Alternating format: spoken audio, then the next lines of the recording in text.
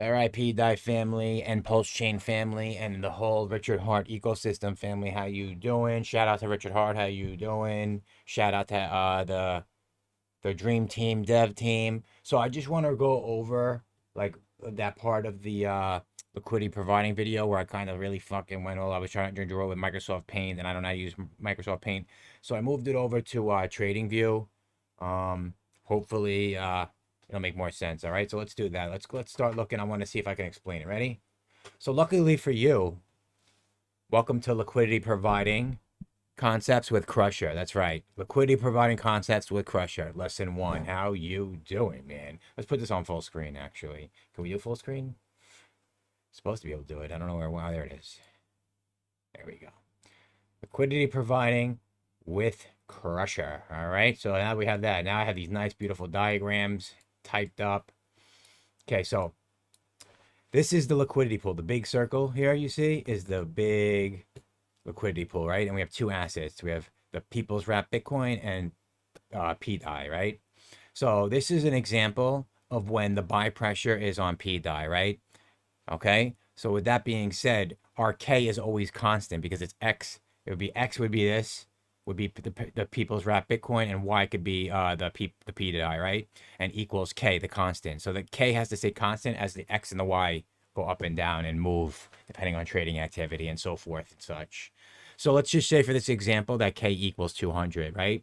So in this example, P die has the buy pressure, right? So what happens to the price? The price goes up, right? So if you started with the equal amount of assets, $100 and $100, P die's price goes up. So yeah, the price goes up to 150 after the buys, but now because you have to maintain that $200 of constant money in the pool, it has to remove some tokens because now those tokens are more valuable, right? So the tokens, actual tokens of the price that's going up actually decrease, but the price goes up. So it's like an inverse relationship, right? So as the demand for one token goes up and the price goes up, the tokens go down. Inverse relationship, which means opposite. It does the opposite. So when price goes up, token count goes down. And when price goes down, token count goes up, as we'll see in the next example, which is the people wrap Bitcoin. And you can see here as PDI was being pushed up, the price of PDI in relation to this had to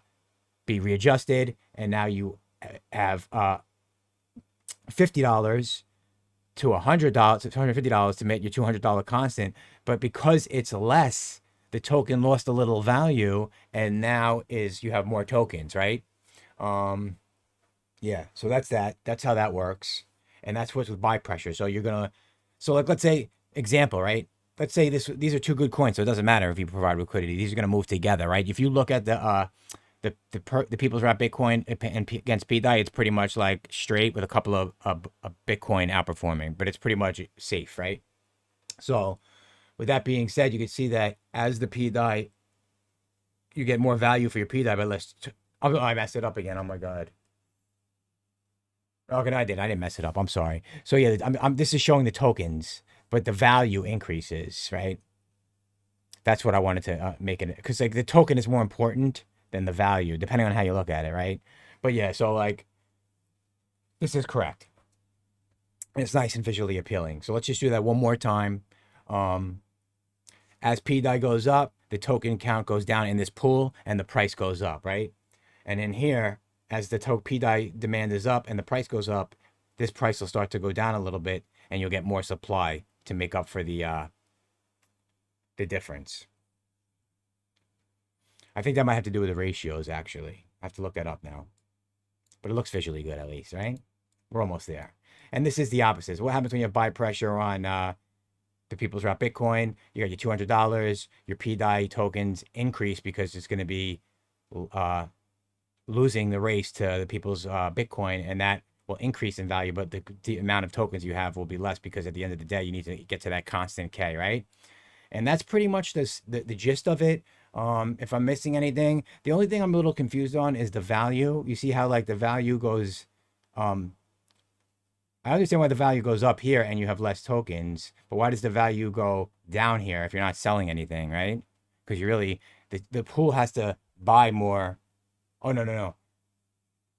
It's because somebody's buying the oh, I get it now. So they're buying the Bitcoin and they're taking it out of the pool. So you're not really increasing it. It's just it's a relative increase, right? 'Cause so you're taking Bitcoin out and you're in the Bitcoin and then the PDAI becomes more by default, right? Does that make sense? I hope it is. I'm all over the place. I know, but it's very educational. I'm gonna keep making these until I can do it perfectly. And I hope you're learning something. If you don't know anything, this probably helps a lot. If you know a lot, you're probably like, look at this fucking idiot. But it's okay. How you doing? How you doing? Freedom fighter, cipher punks, man. So, what do you think of that one, huh? Not so bad, right? How you doing, sirs and ma'am? Thank you very much. Have a wonderful day. Freedom fighter, cipher punks. How you doing?